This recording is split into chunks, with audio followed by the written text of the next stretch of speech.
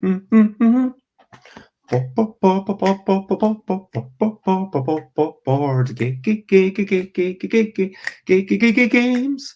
board games, board games. We might be talking about board games and Micro Dojo, but I'm not gonna shout.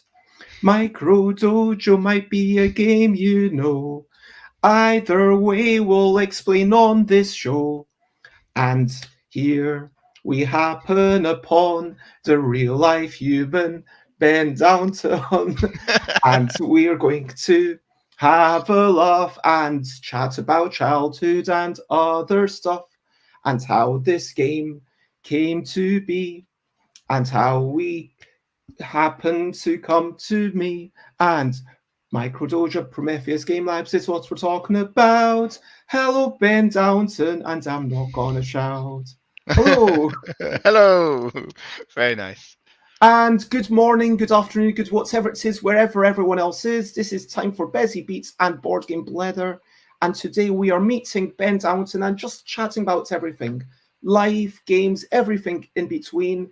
Many congratulations. You've managed to have Kickstarters with thousands of backers, at which point you're basically, unless you've done something seriously wrong, you're guaranteed to make some sort of profit. Now, that doesn't mean that you're going to make a profit overall when you're considering all the hours that you've spent, because there's like so many hours that go into things like this, although we can talk a little bit about that, because we've been talking about how you do aim to make it profitable and how you might move towards that journey.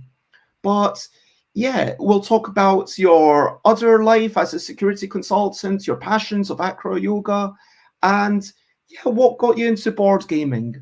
Yeah. And hello, Timmy from Nova Scotia. It is lovely to see you, and I hope you are generally well. As always, if you have any questions or anything, please ask ahead. Otherwise, recent highlights, living life and seeing the sights, recent highlights, playing games and other delights. What have you been up to in the past week or so? What's is big in your life right now? Lots of board game playing. I think several game nights over the last few evenings with lots of different people. Nice. We're planning a Twilight Imperium game coming up over. We have the Eid public holiday coming up next weekend, I think. So we have some time for that.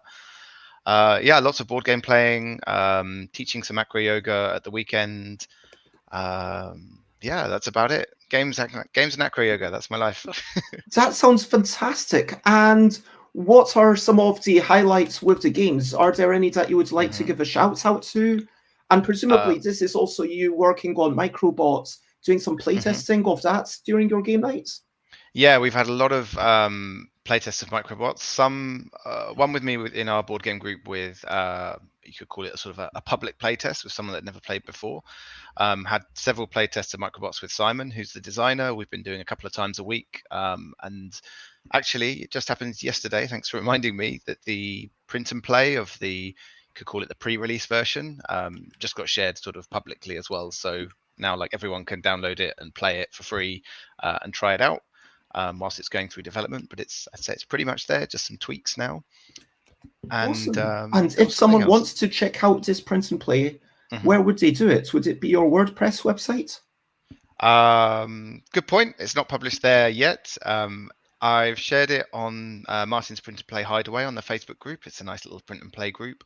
There's also a print and play board gaming group on Reddit that it's been shared in. So you can find the links on there. And yes, good point. I will update the website with a post with the Microbots print and play on there as well. That sounds really exciting. So congratulations on moving ahead to the next step. Thanks. And I guess this is kind of a life cycle that you went through with your first game, doing the internal playtesting, then getting it out there and getting a bit of more public playtesting and feedback. Do you find that you get lots of feedback? And how do you encourage feedback in that form?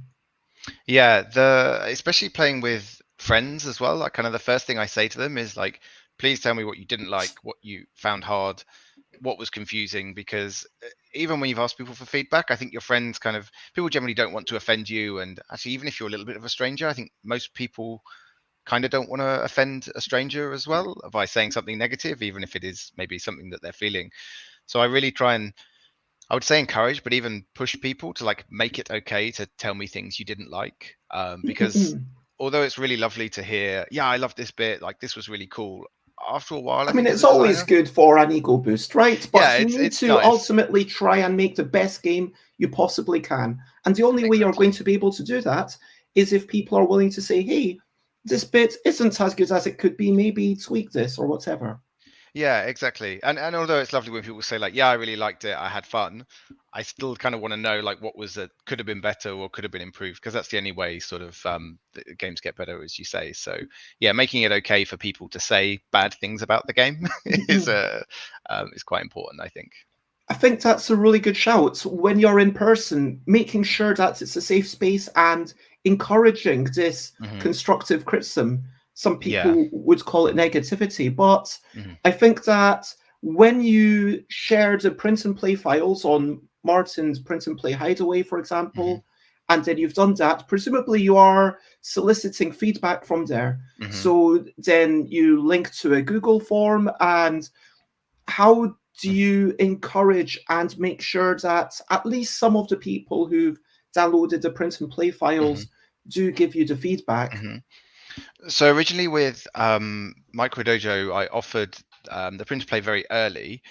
But when it came to the expansion, I just offered it to sort of people that had already backed the original game, because obviously it's easier for them to kind of get into it. And I know they know how the game works, and I really want feedback for the expansion to focus on, the, not necessarily things that might be related to the sort of the game as a whole. So really, I'm looking for feedback on the changes. So that was what I did previously with the expansion for Micro Dojo. I did link to a form, Google form, to try and get feedback. I think I only got it filled in like once or twice.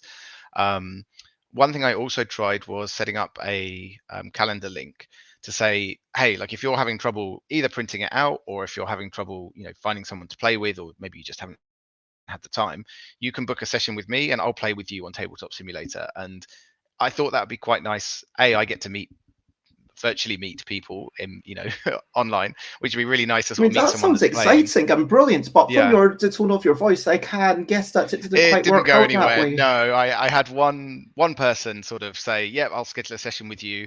Then at the last minute they cancelled. They said, oh, something came up, I'll reschedule. They rescheduled again and then just didn't show up. So I think Oh, perhaps the demand wasn't quite there, but it is something I thought would be quite good fun. I'd like to play with people, and also I thought it might be quite nice for people that like the game to play with me. So for Microbots, what I'm doing, I've shifted kind of the email software, and what I'm doing is I'm taking email signups to download the print and play files, because that way I can let people know when there's updates and things like that. But also then there's an automation in there that sends an email after about a week that says like, hey, how are you getting on? Uh, you know, it's sort of a bit of a nudge for people that have maybe downloaded the files and not played it yet. But also it points people towards like the different ways they can give feedback. So either I say, look, you can email me, like, talk to me, you can email me here, or even better, like join the Microbots Facebook group and, share your thoughts with other people, because other people might say, if there's a discussion, I think it's much better, because if one person says, oh, I didn't like this bit, or I loved this bit, that's good. But then if other people reply to that thread saying, oh, you know what, I found that confusing too, then that's definitely something to address. Whereas if someone says, oh, I didn't like this bit, but 10 people say, no, no, that's my favorite, then probably we want to mm-mm. keep that in. Yeah, So having it out in the open is always better. And I've yeah. shared the link. I found it off the Ah, wonderful brilliant. group that is here. And so, yeah, actually, because this is the recent highlight section, let's talk about this a little bit. Firstly, obviously, this is your tech background coming out. You know how to set up these things, but this feels really nicely done. And you've got a few comments, but you don't. I was told off. Well, not told off. I was encouraged recently when I don't know if you saw. I shared the links for my LDEC contest by someone to have a bit more of a call to action, and yeah, like almost opening with a question saying, "Would you like a?" I guess you've got that there. It tells you exactly what it is. Microbots Duel, free print and play, and it gives you so. But yeah, some people seem to believe that just having a question, would you like to help me get over the finish line with this game? Yeah. Or do you like abstract strategy games with Hmm. uh, like something else, like just a leading question? And before you go into that, I mean, what's your opinion on that? Does that feel fake and insincere to you in this context, or was it just something that you hadn't considered? No, I think you're probably right. I think sort of asking a question in general seems to work well. I don't know if it's the Facebook algorithm or whether because people respond, but it's the kind of thing I think that asking a question sort of prompts people to respond. I think when offering something like a sort of like the print and play, or and certainly this is probably the tone I take in a lot of my emails, I think I find it harder to sort of ask people for things. So harder to say like, hey, do you want to help us test this out? Or, kind of implying that I need someone to do us a favor, or even, do you want to give us your email address so we can tell you about the game? Even that, I quite often hesitate to sort of ask people like, hey, can I take your email address like we do when we do play tests in person and things. Whereas I feel much more comfortable saying, hey, here's something you can have for free, like enjoy, here's a kind of a gift sort of thing. So maybe that's a personal thing. But there is an implicit thing. I mean, it feels like almost, yeah, I don't mean to be overly critical, but if playing devil's advocate, I could say there's nothing here that actually says you need to sign up with your email, but then you go to the Yeah. thing and it's like, oh, I need to sign up to my email. Okay, that's fair enough, but I hadn't been told that. And so Yeah. it almost feels like at least that should, I mean, maybe I'm wrong. Maybe that's actually turn off, and marketing wise, it's better to tell other people. But it almost feels like, yeah, something where this is what you're trying to do. You are getting the email because, and how is the email going to be used? It doesn't really tell you. So it feels Yeah. like giving that information more upfront. I mean, everyone's different, but there might be, yeah, different views on it. Do you know what I mean? No, I think you're right. And it's one of the things when I think about sort of how sort of people might, perceive something. There's so many different ways of looking at it, and it's hard to know necessarily which is the right way. Because, for example, the one thing you don't want to do is make a sign up sort of page or anything like that more difficult, because more people will be put off by it. And there's a lot of sort of talk around of even something as simple as like I've got with the sign up, the difference between having your name and the email versus just an email. It's literally one more box to fill in, but even that has an impact on how many people sign up.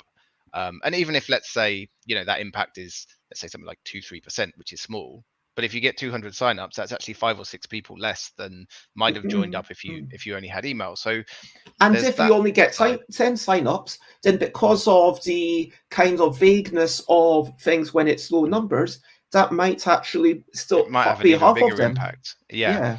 But then of course in future, one of the things that um, I certainly appreciate is when, instead of getting an email from someone that says, hi backer or hi fan, it says, oh, hey Ben, we've got this news for you. And even though, if I really think about it, I know it's not the creator writing to me, still, because they know who I am, because they have my name linked with my email address, it does make it that bit more personal. So then See, capturing things like the name if a does make company it more does personal. that to me, then all I think is, okay, they've got good software and technical knowledge. Yeah. Yeah. And it, like, to me, that comes off as insincere, and I normally don't even fill out the name. I don't know if it's required or not, but I'm actually going to fill it out just now.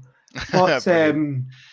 But yeah, I think it's one of those things where, even though I know, I mean, I'm a very, very logical person. I think, to probably a lot of people that are game designers are as well. So like I say, it's the kind of thing where I would say that, having a personalized email, I know that it's not a personal contact and it's not someone reaching out to me, but there's still a bit of I think, a slight sort of emotional response, or even a default response, when I get some details, an email from someone. And it might be also, I think, when I receive an email from someone, when it's sent as a person as well, like some of the email lists I subscribe to, like Joe Slack sends me emails fairly regularly. Um, And seeing, an email from Joe that says, "Hey Ben," is much nicer than seeing an email from, I don't know, Amazon that says, "Dear customer." So I, even though I know Joe's not sitting down typing out the email to me personally, it still sort of gives that slight sort of more feeling of being a little bit more connected, a little bit more personal. Yeah, it's interesting that even though you know it, and that's the key thing, it's still. Whereas actually, for me, it has the opposite effect. And but I know that I'm very much in a minority with that, whereas more people get the positive impact. Yeah. But there's a lot of little things like that, like how we know that dropping a price from £5 to £4.99 is really functionally no different, but we are still swayed by it, even if not consciously. So yeah, all of these little things do interest me. These little sort of I don't know, just the way we process things is quite interesting to me. Yeah, that is fascinating. And yeah, if anyone wants to know about my own personal highlights, well, yesterday I did do a wee bit of drawing on envelopes. I drew a whole bunch of little creatures and stuff. I should have brought the envelopes over here, so I should have showed some of them off. But yesterday I did break my diet. So I've been on this potato diet. So it's I'm eating 90% potatoes. But yesterday I just I've only been on this for half a week. And I'm making sure to have multivitamins, which is what this is, and vitamin B12 every day as a supplement. But yesterday I felt a bit, and I just went off the diet and was like, okay, I'm just going to allow myself this one day, and hopefully I'll make it another week, and we'll see how I get on. But yeah, other than that, there's not much to say. Deck contest coming soon. Yeah, my own Kickstarter is coming soon-ish, like maybe the 2nd of August, and I talked to a few folk about doing interviews and stuff. And let's get to the questionably quick questions. So, meeple or figurine? Meeple. What was the last game you played? Blood Rage, I think. Blood Rage by Eric Lang. And who would you recommend this to? Fairly complex, deep game with lots everyone, of... actually, yeah. I've been surprised how easy it is for people to pick it up. Yeah. You would even if you've never played a game before, just play this game. Yep. Wow. I think it's much easier to get into than it seems. I've been surprised by it's just good for easy to get into, but a lot of depth if you're thinking strategically. So been very impressed with it. That is strong words. And books or podcasts? Oh, that's a tough one. I can't read books while I drive, or I shouldn't. So let's say podcast. Have you ever tried that? I haven't, no. Okay, I'm glad to hear, because that feels like, a step over the line. What's the last podcast you've listened to? It was Space Cats, Peace Turtles. That's the one about Twilight Imperium. Yes. And who would you recommend that to? Just to fans of the game or to everyone? I think just to fans of the game. If you haven't played the game, it probably doesn't make a lot of sense. Even if you have played the game, it might not make a lot of sense for a while as well. So yes, definitely fans of the game. So basically, if you're super into the game and you're like, yeah, this is my bag, then check it out. Yeah. If you want to talk favorite podcasts, actually, usually it's No Such Thing as a Fish, which is a brilliant comedy podcast from the guys that do the research for the quiz show QI. They have loads of interesting facts on there. It's probably one of my favorite podcasts, so I'd recommend No Such Thing as a Fish. And so full of fun trivia, by the sounds of it. Yeah, each person, there's 4 of them each week, and they all bring a fact and then share lots of interesting facts around it. It's really funny. You learn a lot of interesting things. Yeah, I mean, learning and laughing, they're my 2 favorite things, I think. So that's fantastic. And so learning, laughing, and what else are your favorite things in life? Can you tell us 5 things that you love? 5 things. This is where my mind goes blank and I'm like, oh, what do I like? Acro yoga is up there, number 1, I think. If we're not talking board games, if we're talking everything, board games, just anything. It can be activities, it can be objects, it can be Anything? Yeah, I love. I really like cooking. Ooh. I like snowboarding. I do like red wine, and let's say what else is there? Too many things. We'll go video games as the last one. I think that's 5. Okay. And were you not saying board games because that was taken as a It's given? obvious. Yeah. Or do you have, I mean, which would you rank between video games and board games? I probably would have said video games before, but I would definitely say board games now. Yeah. And so you mentioned cooking. What is your favorite meal to cook? Favorite meal to cook. I like Or if, cooking Thai food. I have a really ooh, good like peanut sauce that goes fantastically like either on its own or with like sweet potatoes with cumin, and I make like coriander rice with it. Yeah, that's probably my mm, favorite dish, my that staple. sounds really good. Mm. And what is the last thing you cooked? Last thing I cooked, I made a spaghetti bolognese last week sometime.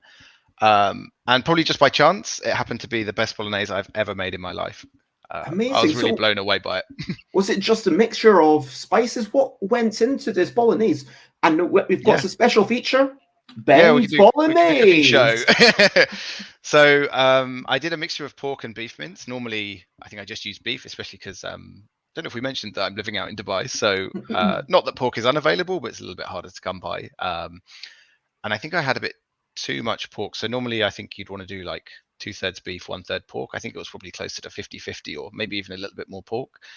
The extra things I added was some red wine that I had to the mix, and I added in some soy sauce and Worcestershire sauce. I have Ooh. to say this on stream, and it just came out. Yeah, it was fantastic. Like you got a really sweet tomatoey taste first, and then this like rich umami taste. I think I added a little bit too much salt, but it's this still nice sort of salty umami taste, and then you get a little bit of the sour from the red wine, and it just Mm. came My out mouth amazingly. is Mm. watering. And so, going back to board games, what is the first board game that you remember playing? The first one I remember playing, I'd have been very, very young. Used to play Monopoly quite a lot, sort of with my family, but I think even younger than that.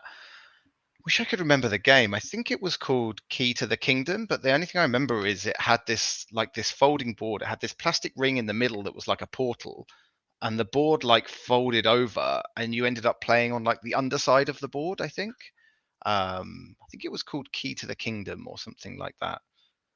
Might be something completely different. That's one of the earlier ones I remember. And it sounds like this game, because of that folding thing, it really captured your imagination. Yeah, actually had pretty good table presence now I think about it back then. This would have been probably 30 years ago, maybe more. Um, yeah, quite impressive for the time. I think it was basically a roll and move, but you did have some choices of sort of which path to take. And I seem to remember you were collecting things from different locations And it or looks find like out. there is actually a new edition coming out this year. I So wonder it if was that's. Key to the Kingdom because I was aware of this, and I know it's a very old game, but it looks like there is a new 2022 edition, Oh, wow. presumably with the same approach from Restoration Games, but either way, Board Game Geek have felt it's different enough to be a brand Oh, look, there's the new key. Yeah, I entry. remember having the minis and oh, wow. Oh, maybe I'll revive that then. So, what would you say at this point are your favorite games? And this is the last question I ask. Mhm. Give us, if you can, your top 3 games, or Top more three. if you need to, and why Um, you love them so much. yeah, so maybe I'll start with the ones that influenced Micro Dojo because they were the ones I thought was super interesting. Was Cerebria by Mindclash Games. It's just this brilliant, tight. It's an area control game, really, I suppose. But yeah, it's just this brilliant, tight experience. You get that really cerebral kind of, okay, if I do this, my opponent's going to do this, and trying to sort of think ahead. And so that one was up there. The other big inspiration for Micro Dojo was Onitama, because I was visiting some friends in the UK for a Guild Ball tournament, and we had quite a lot of drinks the night before. And he taught me Onitama in about 15 seconds whilst we'd had a lot of drinks. And I've never forgotten the rules to this day because they are probably the simplest rule set but sort of with depth of play in terms of like elegance of design. I really don't think there's much that's sort of more compact than that rule set, but has a nice elegant play system. It's a great game. And then Brass Birmingham I've played a few times lately, and it used to sneak under my radar, and every time we played it I was like, I really love this game. So Brass Birmingham is probably up there for number 3, I think. And Brass Birmingham is definitely a classic from Arts and Wallace. And yeah, I think that's the new version, right? That was the newer one. Yeah, I think so. Yeah, Lancashire, I think, was the previous one, and then there was an old one. I think it was like the 80s or 90s, and I think it was just called Brass back then. Yeah. Yeah. And so it sounds like what you're really attracted to is all of these games that are fairly deep, that are very strategic. And so is it fair to say that you're not really that excited by dexterity or social deduction or acting or targeted clues or things like that, and you're more into using board games as a way of learning about the system, navigating the things and thinking, oh, what happens if I do this, and let's explore this together? Is that a fair thing to say? Yeah, it sounds like you know me better than I know myself, because that's probably better than I would have put it. Yeah, exploring systems I find really interesting, particularly like Euro games and that sort of optimization puzzle. Like I enjoy sort of planning and sequencing. I do enjoy lighter games as well. They tend to be still sort of, I would say, more, you could say, sort of strategic, like things like Air, Land and Sea and Shot and Totten and things like that are quite nice. They're still quite sort of thinky games. Or Patchwork? Patchwork I played quite a few times, but only sort of solo on I had an app for it. So I think I smashed out about 20 games of that and then never played it with someone else. I hear it's a lot better 2-player actually. But yeah, sort of smaller, lighter games I do like. I didn't realize that there was a solo version. Is that against the robot? Well, you're sort of playing against the AI rather, because it was on an app. I think I got it as part of a Humble Bundle deal or something quite a long time ago.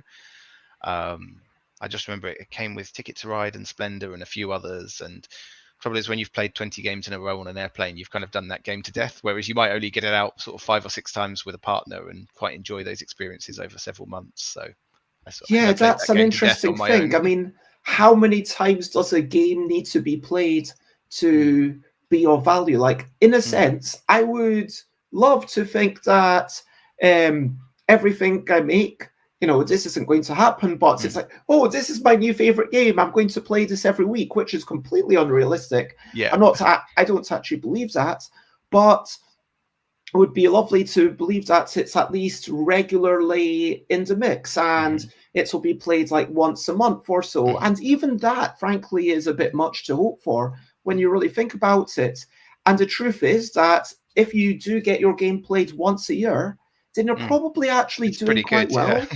Yeah. And even though, like, occasionally when I see someone selling a game, I saw it, someone selling my first game that I launched in 2015, and part of me was, oh, that's a bit of a shame that they no longer love this game. Obviously, it's good that it can go on to someone else, but what do you hope for your games? Yeah, let's move on. I did ask a question in, I think it was Board Game Spotlight recently, actually, about asking people kind of what the, I don't think I said highest value, but basically said, what game do you have that has the lowest kind of cost per play? In other words, how much did you pay for it and how many times have you played it? And loads of people kind of gave all their answers for, oh, I've played this game, like 200 times, or this copy we've got is, sort of like falling apart. We've played it so much. And it was really interesting to hear those kind of answers. And most of them, it's always going to be like a logarithmic graph in terms of like, it'll be like 1 or 2 that you've played loads, and then a whole bunch that you've played like 1 time each, or even 0 times each. Yeah. And actually, I thought about this recently in terms of sort of cost and things. Let's say you pick up a board game for even $50, which is a reasonably priced board game. You get 4 of you together for an evening. 4 of you play that for a couple of hours, and then it goes on the shelf and it's never played again. Actually, if you think about the amount of like entertainment value you've had from even just one play, although it's a a physical product, and we think of the game in terms of sort of ownership, the way I think we used to more think about sort of music CDs or even video games now, sort of more digital, or movies and Blu-rays. You used to own the movie. Now we just consume the content. And board games actually are pretty good value for money, even if you do play them just once. Because 4 people to get 2 hours of play for say $50, you'll spend that going to the cinema for an evening, and then once you add in the food and drink and things, you actually, I mean, that's it's quite hard $8 to get better value per than a board hour. game. Yeah, it's hard to get better value than a board game, I think. Wait, for Yeah. So your time, divided by 8. 12, I think. There's 4 of you. $12.50. $12.50 each. So about £6-7 an hour. Yeah, I mess it up. It's close enough. But still pretty cheap. I mean, what else can you get? That is like a fairly hefty priced board game. And then obviously when you come to something like one of my Betty bargain bags, which is like a £5, or Micro Dojo, which I believe is also a £5. That was a £5 as well, yeah. And so that's like, okay, then you've got this incredible value. And that feels like it's part of what Prometheus Game Labs is all about now. So this is, at the start, let's actually get into what made you decide to make games at the start. What inspired you to do this? So it was, I think, May 2020, so like middle of the lockdown. And I just wanted something creative to do. I'd done a lot of cooking, I'd played some games, and sort of played around with a few things. And I thought about creating a video game. I thought I'd play around with something like Unity and just see how easy it is to sort of create this game, I suppose. And I had this idea for a little twin stick shooter type of game with pirates. So just a little sort of video game. That didn't really, I spent the afternoon, I think, looking at Unity and looking at some tutorial videos and thinking like, wow, that's going to be really, really tough to do. And then my brother said, well, why don't you think about making it as a board game? And I thought, oh, it wouldn't really work as a board game. And then I think like the next morning I woke up and thought, oh yeah, what about a board game? So I spent probably May and June, I think about 2 months, just working on this first game idea. Had a few sort of like concept tests, fleshed it out a bit more. And the more time I spent on it, the more I realized it just wasn't going kind of the way that I really wanted it to. It was going to turn out either to be too expensive to be a light game, but not enough depth to be worth being an expensive game. But at that point, I really wanted to kind of keep making board games. I've been listening to a lot of the board You were bitten by the bug. You started creating, and then you kept wanting to express yourself and get your voice out there. It sounds like. Yeah, and I think once I decided, that game wasn't the one I wanted to work on. And this one we've got up here on the stream, Province, was actually the big sort of inspiration. So I spoke with a friend, Dan, who created Land of the Game. And he said, look, one of the things he would recommend is instead of spending, 5 years creating the game, spending a lot of money on it, launching a Kickstarter, and then maybe not having great success, why not start with something small? It doesn't, require sort of too much to invest, and see sort of, how you get on and kind of learn the whole process as you go. And presumably Province, which originally came out in an envelope, was a big bunch of the inspiration to make this game that we see now on screen, a very early version that then was specifically designed to be on punchboard and sit in an envelope. Yeah, so I started basically with the end result, which was, okay, what's the biggest size of punchboard I can fit in an envelope and still send it from the UK as a letter? So basically a C5 envelope still counts as a letter with Royal Mail. So I started with that end result in mind, and then thought, right, like now let's see what I can sort of pack into that punchboard. Actually, for the token sizing and everything, I ended up getting like digital calipers and measuring all of the tokens from Province, and thought, right, at least I know these kind of work and I can feel how they handle in my hands, and I know they're manageable. So that's the sizing I'm going to use. And then just kind of built everything sort of around that. I spent about a week or two thinking about all the problems the game might have and how I might fix them, and what I wanted to happen and the experience, and what I wanted not to happen.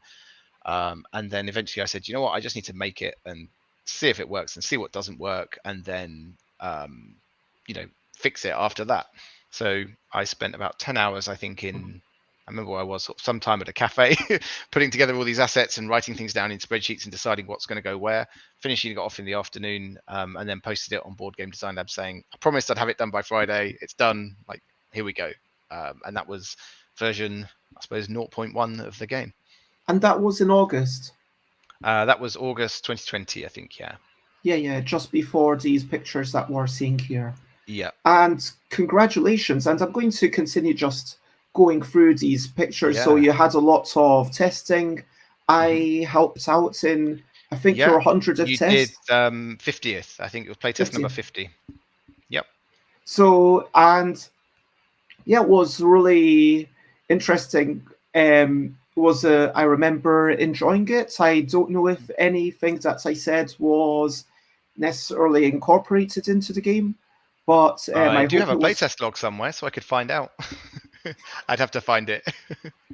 That's, I mean, it sounds like you're very well organized and driven, and you're always focused on the end result, which is exactly what you want. And yeah, how is this just, where did you learn to be so organized?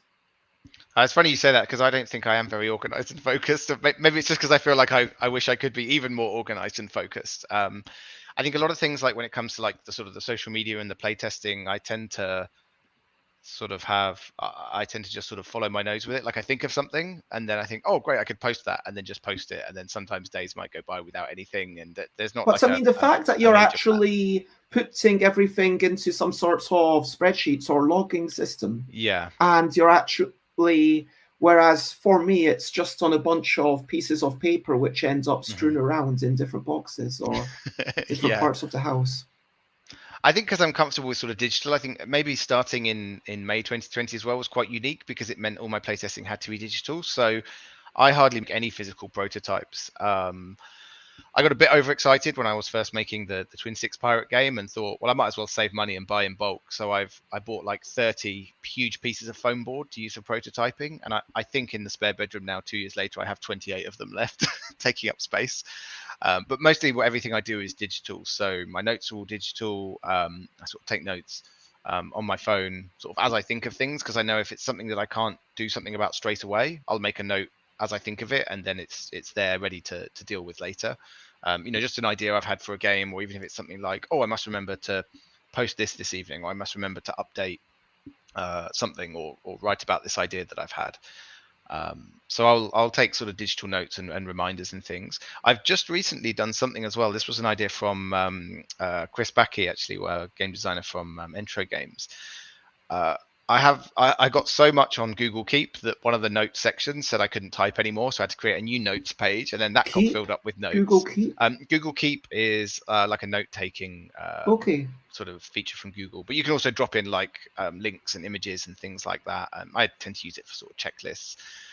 But one thing I've done is a giant Google document sort of. Yeah, imagine like a big board of post-it notes. Basically, it's kind of that. So it's kind of like a 2D thing, and I get it. It's all sort of structured, and they're sort of laid out in tiles. You can drag them around. But I've just recently organized all those game ideas into, like I said, this was an idea from Chris. Basically, I've created a Trello board that has a whole list of themes that I've come up with that don't have a mechanic, mechanics that don't have a theme. Then the next tile I've got is concepts, where I've got ideas that are sort of, I suppose, at the conceptual stage, where I've got an idea for the theme and the mechanic combined. It might be a bit more of an established concept. Then what I've tried to do, this might be a little optimistic, but I've added some extra columns, like one for like a draft in progress, where it's like a reminder of a game that I'm kind of currently working on, but haven't really finished, or haven't got a prototype yet in Tabletop Simulator, or haven't done, might not be fully fleshed out. Which ones I'm playtesting or still need playtesting, which games I'm publishing, which ones are done, and then I've also got a section at the end for the shelf. So the ones that I've shelved but might want to come back to one day. So when I'm a little bit short of inspiration, or and I'm not sure what to do with myself, when I have some free time that I want to work on game design, I can kind of look at that and think, oh, is there something here that I've maybe forgotten about that I want to try again or start working on? Yeah, that's I'm really impressed, and it's this kind of thing where it takes, I guess, maybe half an hour to sort all these things out, but then it Yeah. can bring you back so much time. Yeah. And I probably don't do as much of this as I could and should. And so I really wish I was a lot more like you. And I wish I was more organized as well, though. So, I mean, sometimes also it's quite easy everyone to wishes that they were even better. I mean, get. perfection is Yeah. unattainable. Yeah. One thing I'll say is it's quite easy, and this is something I'm very conscious of when I'm doing things, is like I've had an idea for, well, obviously I've had several ideas because we're game designers and we have billions of ideas, but there's a few that I really want to be working on, and I'm just not making any progress on it. You know, I sit down and stare at it, and it's my mind's a blank. I'm just not making any progress for, I'd say, a month or so, or maybe even more, just trying to figure out this game. And it's because there's a lot of things going on, like, oh, actually, I need to make sure that this experience happens. For example, you know, I want players to play the player. I want to make sure that when they do movement, they're not feeling like they're just moving for the sake of their turn. They're also considering what it offers their opponent. So then I'm thinking, okay, how can I address that? Well, do I have objectives? Should those objectives be public? Should they be different kinds? Should I scale them? And so I've got a lot of these sort of questions that are not getting solved at the moment because I need to see kind of how the whole thing fits.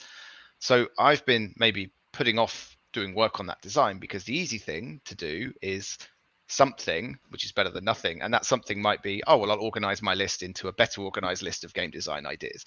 So I'm quite conscious sometimes, I'm kind of playing devil's advocate here as well, but I'm quite conscious sometimes that it can be easy to feel busy and productive when it's not necessarily that important, or it might not be helping that much. Like it does feel nice to feel like, oh, I've achieved something, you know, I've organized my list, or I've updated the website, or I've made a bit of a post, but it might not be the most important thing that I need to do at the moment. So that's something I constantly think about as well, is, okay, am I just doing this because it feels like I'm being productive rather than because it's actually useful? As a self-designer, I mean, as a self-publisher, as a designer, you're doing your own development, you're doing your own, I mean, you've not done any of the illustrations or graphics for this, no, but you've done, you know, the everything else, art direction, and there's so much going in. So a big part of that is saying what is most important, the prioritization. How do you approach that? If you like, how do you approach that? Yeah. I think maybe this comes from either this is the reason I like playing Euro games, or maybe this is the maybe that helps in the reverse. But yeah, sort of planning and and sequencing is quite important. So understanding, okay, what needs doing now. I also tend to look, maybe this happened with the looking at the end result with Micro Dojo, saying, okay, you know, what's the punch board going to look like? I do try and start at the end and work backwards. So for example, Microbots is launching next year. I'm aiming for February. And it seems like a long way away. And sometimes, like, we're working on the game, we feel like, oh, you know what, it feels like it's nearly finished, like just a few more tweaks. Like sometimes I think, what are we going to do for 6 months? But then I look backwards and I think, okay, actually, if we're launching in February, that means the reviews and stuff need to be sort of done in January. To get copies out to the reviewers means they need it at least a month before. So let's say December, and there's a Christmas break. So maybe let's say end of November. To get the review copies done in November means the game needs to be kind of finalized at the beginning of November or the end of October. To get the game finalized in October, that gives us, what, 3-4 months? So what feels like a long way away, actually, once you work backwards with all these sort of dependencies, you realize, actually, this is the thing we need to work on now. So that really helps, is looking at sort of what the end result is and then working backwards from there. And I would love to talk more about this, like, is about your plans for Prometheus Game Labs. Is it always going to be one game at a time? Because you've got this incredibly long build up to it. And I think that's the reason why, looking here, you know, you did amazingly with nearly 2,000 backers, which is phenomenal, frankly, for any Kickstarter, let alone someone's first one. And especially a first one. Probably coming from £2 international shipping, which is amazing. So you had 325 people in the UK, and clearly a lot more everywhere else, because, you know, almost 2,000 people. And so, that number of, you get this game for £7. It's in British pounds, right? Yeah. So I don't know what £7 is $10. $10. So it's not I mean, £10, okay, it's not the cheapest game ever, but it is one of the cheapest games that you can buy. You can't expect to buy much for that, I guess. And so, yeah, if you like the idea of this, if you like, and so then it comes down to, is there something about this game that you like? And then it comes down to the social proof. And then going through the campaign, you did have bits of that. You had this long build up. You had all these, the digital playtesting, frankly, probably helps a lot, because building up in a sense that you are, not only just doing the thing and doing it in a silo with, other designer friends and improving the game, but other people are hearing about it because you have to tell them about it, because you have to solicit playtesters publicly. That feels like it really helped you, right? I think so when I launched, I had about 500 people on the email list, and about half of that, 250, were pretty much in the last sort of month. Basically, I said that the print and play would be taken down a month before the Kickstarter, the free version, so that then basically it can be offered to backers, so that people, I think, sort of feel a bit rewarded for supporting the project, and sort of have a reason to back it as well as the physical copies. So that 2,000 was way more than the number of people I could possibly have reached, sort of through through emailing people that I knew were already interested in the game. I mean, 250 people in 1 month. I mean, that's way more than I've ever managed to achieve. That was huge. And the difference was, because I had the print and play available for free sort of the whole time until then. The only difference was that I posted on the Facebook group saying, just a reminder, this will be going down in 5 days, and then it won't be free anymore. And the amount you would have to pay to get the print and play through the campaign would be £1. So really not a lot of money that you're losing, but I think I think it's a big deal. I'm going to lose out. I mean, it went from maybe like 30 or 40 signups over like 4 or 5 months to 250 in about 5 days. So I think just having that time limit on it, I mean, that's what Kickstarter's about, right? Is having a time limit to when you can actually back and get this game. I think that was the biggest change, was saying there's only a few days left, which was genuine, but then suddenly everyone wanted it, and that's all it took was I would love to ask you how to do something like that for myself, because if you are willing to, maybe not today, but like sometime in the future, maybe show me and anyone watching how you actually do the mechanics of that. Is that what program you would use for that? And hello, Alex, it's lovely to see you, who says you met at UK Games Expo. Alex, obviously designer of many games, including Bidabel, a co-design with Xate, and Invisible, which was a solo design. And morning to you too. And was at my stand for a bit of it, showing off Bidabel and wandering around, hopefully enjoying a bit of the show. Brilliant. But we've been talking so much about board games. I think it's time to talk about something totally different. Brilliant thing. What's a little thing which is brilliant? Acro yoga. What is acro yoga? Why is it brilliant? It's so acro yoga. It's sometimes called partner acrobatics as well.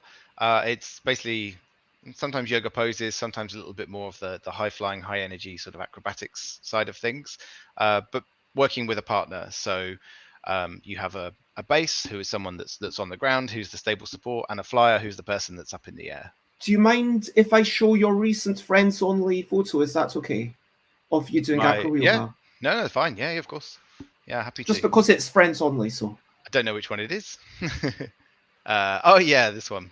Yeah, that was a few days ago, I think, in the gym. So this is so you hold this pose for a long time. What's going on?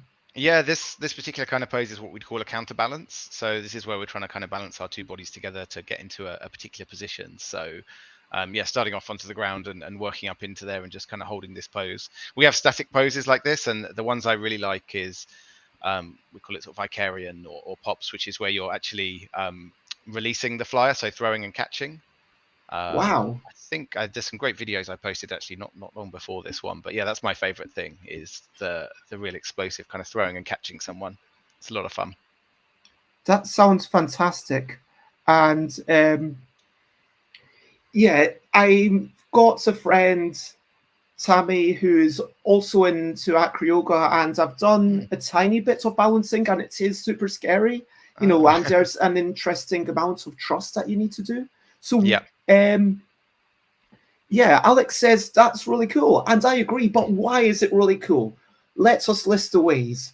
If I had to say the number one way, it's kind of a bit more of an intangible, but I always feel so good after we've been practicing. Like I come out, I'm full of energy, I'm buzzing, I'm like super happy. The world seems like a brilliant place. So it's really nice working like with someone to work through a problem, because sometimes there's like a lot of little things you can do to make life easier for each other.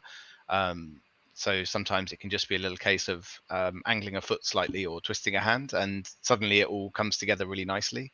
So it's nice working with someone through a problem as well, rather than just we have a lot of very personal journeys and personal things that we're working on, but in acro yoga you're working with a partner and usually with a spotter as well, so three of you to work through a trick or work through a pose. So it's nice working with someone as well. And it sounds this is my favorite. It's called Castaway. So I guess everyone's doing their own move, and yeah, I guess looking at it, I can imagine the sense of building up trust, the sense of learning how to move your own body, the sense of, you know, obviously the balance, and yeah, it seems like there's like progressions you can do to like work up to it and sort of build that trust as well, and build that sort of because a lot of the trust comes, it's easy to say like, you know, you trust someone as in like someone may be reliable to do something, but a lot of the trust comes from, it's unconscious when we're doing this. So we just have to do enough repetitions to, you know, if you know that you're going to get caught, you can open up more. If you're concerned or you're trying to protect yourself as a flyer, you'll be in a in a pose that might not be landing very comfortably and things like that. So it's just sort of practice and getting to know each other, and the people are brilliant. Everyone's really open and friendly, and we're all just there to have a good time. So I really love the community as well. That is just lovely. As it happens, next month, so I have a couple of months off work, and next month I'm going to be doing a whole month of teacher training for acro yoga over in Spain. So no board games for a month, maybe a few. Wow. So you won't be playtesting microbots? We might try and squeeze a few evening playtests in, maybe after a week, once my body's got used to the intensity of training every day. And I'll try and keep a few things going. I have a game that I'm working with a couple of designers on at the moment that will hopefully launch after microbots as well. So we're still in the early stages of that one. So we'll try and get some work on that as well. But yeah, a little bit of quiet time. It's been lovely to chat. And it sounds, and everyone in the comments, this is where I'm going to start wrapping up. But do feel free, as always, to comment, ask questions from like, follow. And here's where I turn it over to Ben to please ask the question of the day. Question of the day. Here's a little question before we go on our way. So what would you like to ask me? What would you like to ask anyone watching, whether watching right now or watching after the fact? Oh, my question for you was something I meant to ask before the show, actually, and we got chatting and didn't have time. Okay. See, I'm based out in the Middle East, and so I'm really curious where your family name comes from. Okay, and that can be a question for everyone. That Where can be a question does for your everyone. family name come from? My question for everyone actually would be around whether anyone has ever practiced acro yoga and whether they'd consider trying it. Okay, so I'll allow it. We've got two questions of the day. So I'm happy to say that my parents are from Iran. That's what Shahriori is. It's an Iranian name. And I have done acro yoga a wee bit in the past. I've not had opportunity to do loads of it, but I would love to try more. Honestly, the thing that stops me doing yoga more is the cost, because just now, just struggling to pay rent and needing to borrow money. But so next time I'm in the UK, I'll base you. We'll have a session. Excellent. That'd be amazing. And I've not heard that term before. Base you. Does that mean that you are the person on bottom? I'll be at the bottom. You'll be up in the air. Yeah, we can swap as well. I can teach you both. It's good to do both. yeah, I guess then you learn and then you do the different muscle movements and everything's good. And so, yes, Alex Cannon, if you wish to say, or Timmy, or anyone else watching, where is your family name from? And have you ever done acro yoga? Would you like to try it? Because, and before we move on, a quick jiggle and wriggle, and we'll finish up with over to you. What are you up to? You can share what's on if you want to. What are you up to after this show? What are you going to be doing? Myself, I'm going to be going through lots of old boxes. I need to find a charger that I should just give back to Chris and let Chris have, because officially it was both of ours, but yeah, I've got lots of boxes since I've moved and I've not moved out properly. It is going to take me a while. I've got lots of unpacked boxes, I'm not going to lie. It is going to be a day of doing that. Hopefully also as part of the day I'll post a bunch of things. I might do a tiny bit of social media if I really want, probably as a break.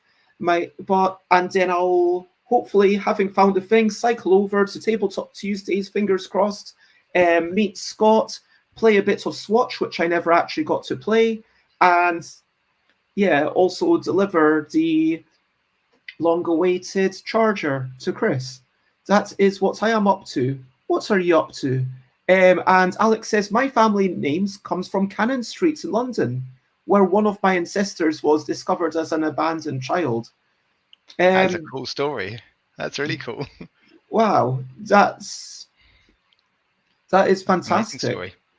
And now I'm wondering where Cannon Street got its name. Presumably, was there a cannon in Cannon Street in London? I don't know. And I don't know where Cannon Street is. Is it anywhere near? Because doesn't Greenwich have a cannon?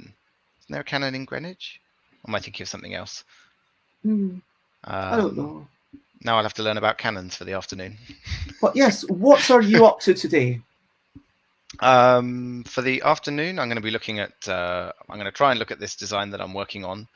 I think other than that, I have a final boss on Elden Ring to finish, so I think that might take priority, and then I'm free.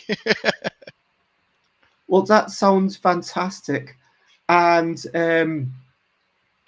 there's a tube station there called Cannon Street. Oh. Yes, that rang a bell. Yeah, I'm aware there's a tube station, but presumably the streets came first. I mean, now I'm wondering if Alex is just pulling our legs, if Alex is just kind of, messing with us. It sounds right to me. Unfortunately, I don't know London all that well. Yeah, I'm aware, like, okay, the middle of London monuments, okay. I'm going to start looking into Cannon Street now, though, because I'm curious. But while Alex tells me, because I'm really bad at detecting sarcasm, and I also know that Alex, less than 8, but has been known to be occasionally joking around, let's recap and wrap up before we finish up. And Alex says, I'm always messing with you, Bez, but that is a true story. Okay, so to recap and wrap up, we talked about all sorts of memories and how Micro Dojo came to be, starting off with a whole bunch of different games and then being inspired by Province, which made you think, wow, this could fit in not just a large letter, but a small letter, which is amazing. And then thinking, okay, let's make this, let's build it. And having such a successful Kickstarter, we did talk briefly about the, shipping and everything. We talked about old games like Key to the Kingdom, where it flips over, and all the modern games where you're enjoying Blood's Rage, you'd recommend it to anyone. We talked about acro yoga, of course, cooking. We didn't really get into snowboarding, but we did get into the red wine and the bolognese, and we discovered that you actually maybe prefer the video games. We talked about like what you love in board games seems to be more about the exploration of a system, not so much the exploration of the person or the dexterity or anything like that, but games as a framework of rules that allows you to explore within that. Although that is my words, but you are free to disagree or respond or whatever you want. And I congratulated you on everything. We also talked about giving away free print and play and as a marketing exercise. And there's so much more that we could chat about your whole strategies, about how you manage to, on purpose or indeed accidentally, make it such an amazingly successful Kickstarter and subsequent things. It's been fantastic. Hello, Joanne. That's an amazing wrap up. It's lovely to see you. And you've lots of love to Alex, and you've sent to me in the private chat. I'm now reading about Cannon Street, yes. Okay. If anyone's curious, the name first appeared as Candlelight Street, and because of the Cockney accent, it was shortened over 60 times, and now it's settled on Cannon Street. So, yeah, there we go. That might be our amazing thing for the day. And I believe I've cycled up there, looking west.